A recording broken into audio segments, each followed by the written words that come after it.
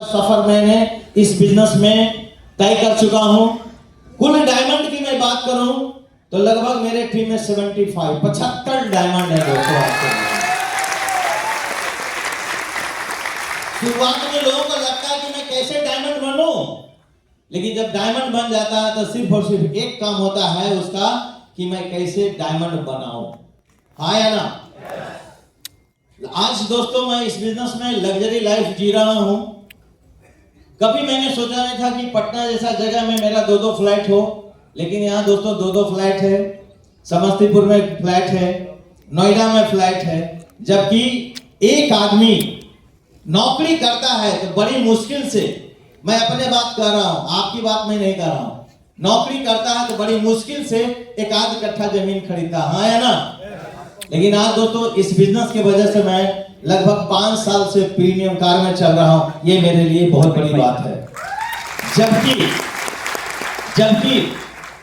कोई भी नौकरी करता है आदमी तो कम से कम 10 लाख का तो कार आसानी से ले सकता है, ईएमआई पर ले सकता है कि नहीं? लेकिन वो 86 लाख की कार को लेना क्या लगता है, ये आसान काम है क्या? और ये सब कुछ हुआ है तो ये सिर्फ सबके वजह से हुआ है दोस्तों, और हमारी पूरे टीम के वजह से हुआ है, और हमारे अपलाइन के वजह से हुआ है। ये सारा चीज हुआ है इसी के वजह से हुआ। क्या मैं सही बता रहा हूं कि नहीं?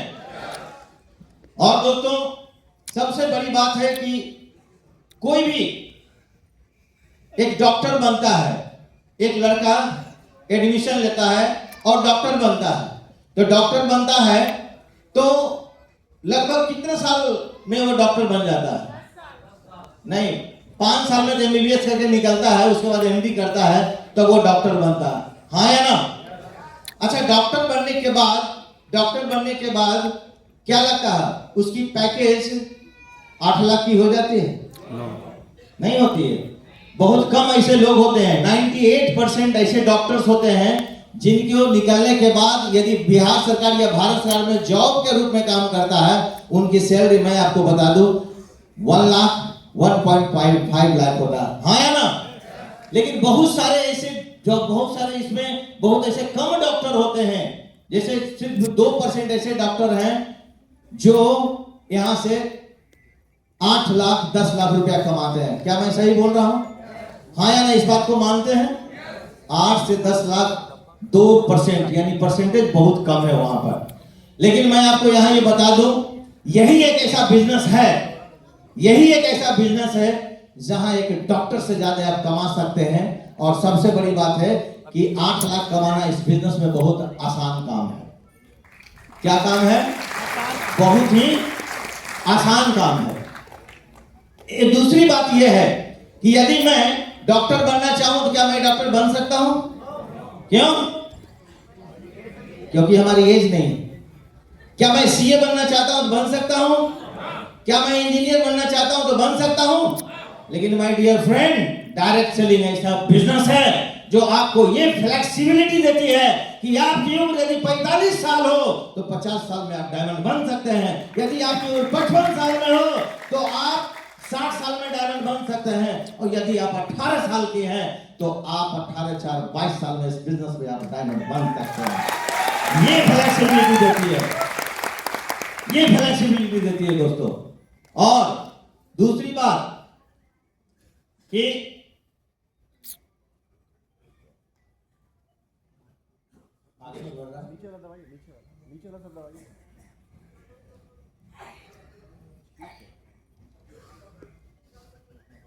अच्छा, यही एक ऐसा बिजनेस है दोस्तों जहां आपको फ्लेक्सिबिलिटी देती है कि किसी भी उम्र में हो आप यहां से सफल हो सकते हैं। क्यों?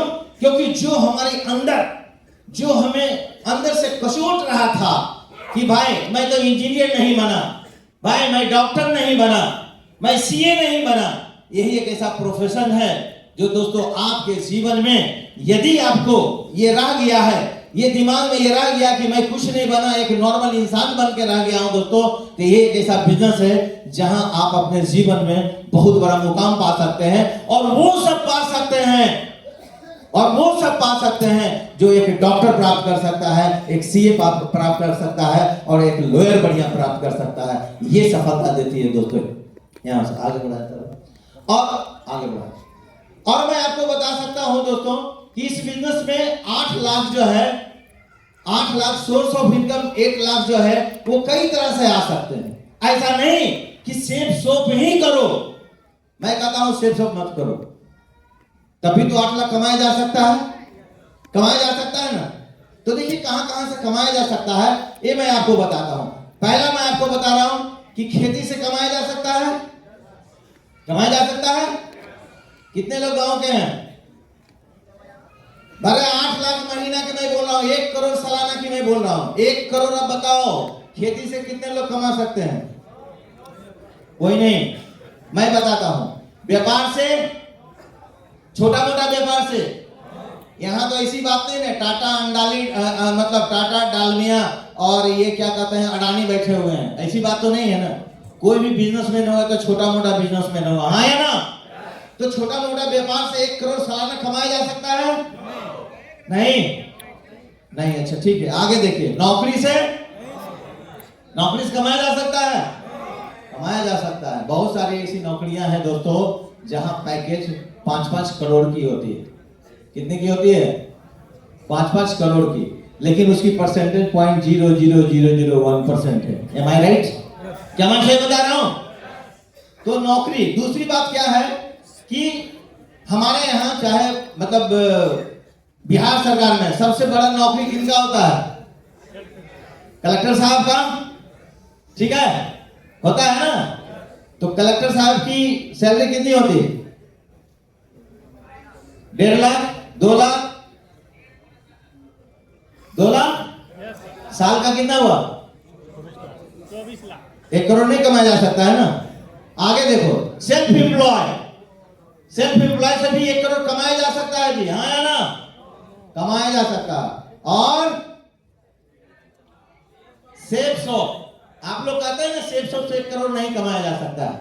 कितने लोगों को लगता है सेफ शॉप से 1 करोड़ नहीं कमाया जा सकता? हाँ उठा दो, कोई नहीं। अच्छा, सबको समझ में आ रहा है कि सेफ शॉप एक ऐसा हमारे पास साधन है जहां से 1 करोड़ कमा सकते हैं।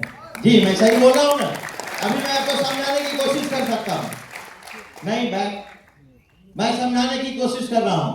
सेफ शॉप आज मत करो आप लोग। बोला 300 रुपया देके काहे के लिए लाए? तो क्यों ऐसा दिमाग में आ रहा? लेकिन थोड़ा देर के लिए मैं आपसे ये बता रहा हूं कि सेफ शॉप आप मत करो। देखो कहां कहां से पैसा आ सकता है। खेती से दोस्तों आ सकता है, खेती से 1 करोड़ सालाना आ सकता है। कैसे? मैं आपको समझाने की कोशिश करता हूं। मान लेते हैं कि 1 कट्ठा जमीन यदि किसी को हम लीज पर दे दें खेती करने के लिए, तो कितना देगा 1 कट्ठा में? 1000। तो 20 कट्ठा में 20,000, यानी 1 बीघा में 20,000। अब 20,000 को यदि 1 करोड़ से डिवाइड कर दें तो 500 आएगा जी। तो कहने का मतलब यह है कि यदि इस हॉल में बैठे हुए कोई भी आदमी जिनकी खेती 500 बीघा है दोस्तों, यहां से 1 करोड़ आ सकता है।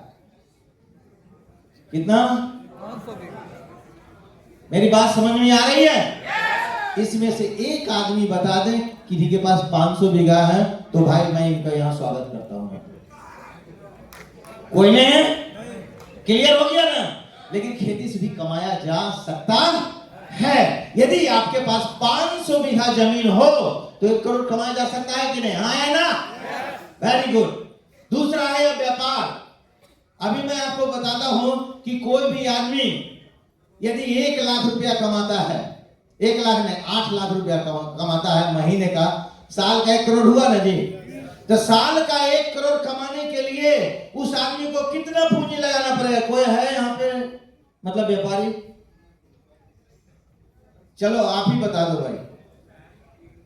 यदि 1 करोड़ साल का कमाया जाए तो उसको कितना पूंजी लगाना पड़ेगा? लगभग 20 करोड़। क्या बता रहे हैं? क्या ऐसा ही बोल रहे हैं? हमारे पास तो भाई 20 करोड़ नहीं था, तो मैं तो व्यापारी नहीं कर सकता था ना। बैठ जाए। यानी 20 करोड़ लगाने के बाद 1 करोड़ आप कमा सकते हैं, है कि नहीं? टेंशन परेशानी हो तो बगल में रखा हुआ है, उसको छोड़ करके, लेकिन 1 करोड़ हम कमा सकते हैं कब? जब 20 करोड़ लगाएंगे। क्या आप लोग सहमत हैं? सहमत है, वेरी गुड। अब रही नौकरी। नौकरी की तो बात आपको बता दिया, सबसे ज्यादा कलेक्टर साहब कमाते हैं ना, 2.5 लाख रुपया अभी कमाते हैं। तो कितना हुआ जी? 30 लाख। कितना हुआ? 30 लाख। यानी एक कलेक्टर साहब भी 1 करोड़ नहीं कमा सकते हैं। क्लियर हो गया? यानी बहुत बड़ा नौकरी करने के बाद भी हम साल का 1 करोड़, ठीक है, क्लियर है? यहां दूसरी बात है सेल्फ एम्प्लॉय। सेल्फ एम्प्लॉय में एक डॉक्टर प्रोफेशन ऐसा है जो 1 करोड़ सालाना कमा सकते हैं, लेकिन उसका परसेंटेज 0.01% है। क्या मैं सही बोल रहा हूं? नहीं तो बहुत सारे डॉक्टर को मैंने मक्खी मारते हुए भी देखा है, हाँ या ना?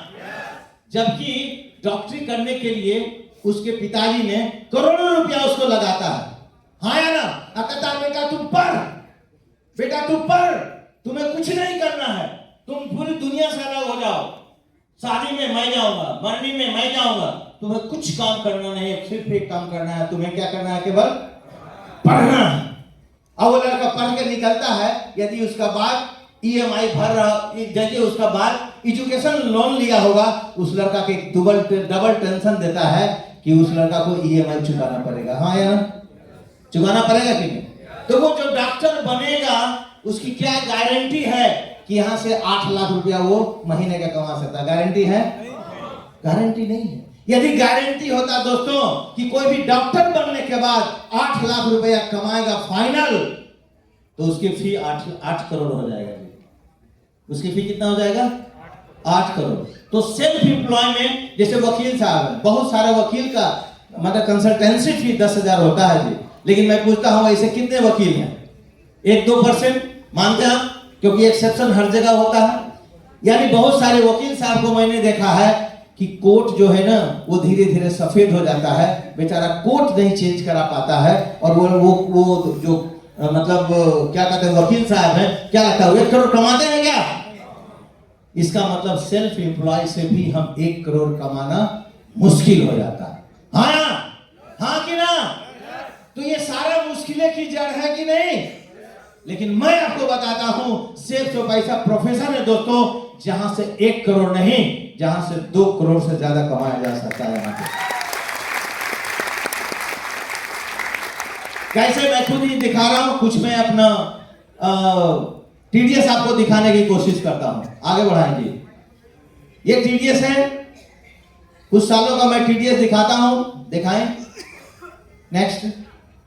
ये दिख नहीं रहा है, जैसे यहाँ पे मेरी वाइफ का नाम रीता कुमारी है, वाइफ ऑफ अविनाश कुमार। ये फाइनेंशियल ईयर है 2017-18। टोटल अमाउंट देखो यहाँ लिखा हुआ है, लेकिन आप लोग शायद नहीं दिख रहा होगा दूर से।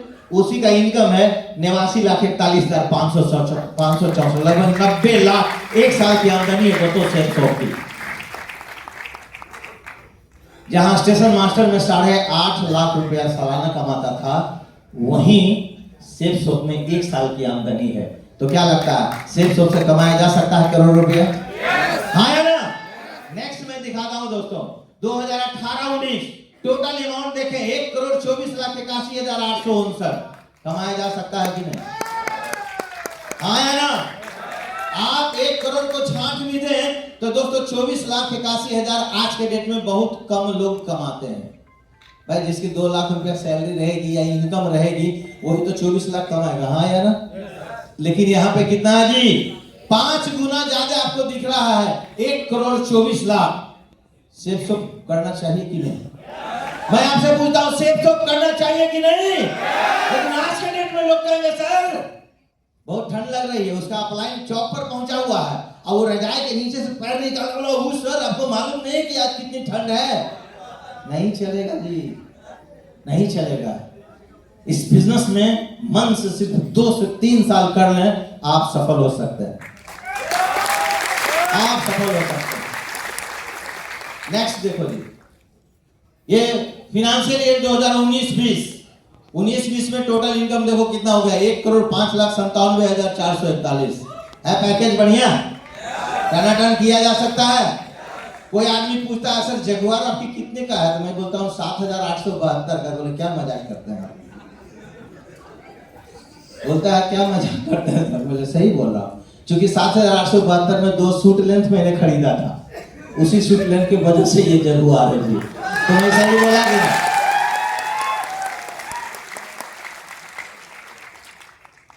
2 करोड़ के मकान है, आप पूछते कितने के खरीदे हैं? बोले 7,872। क्या मजाक कर रहे हैं?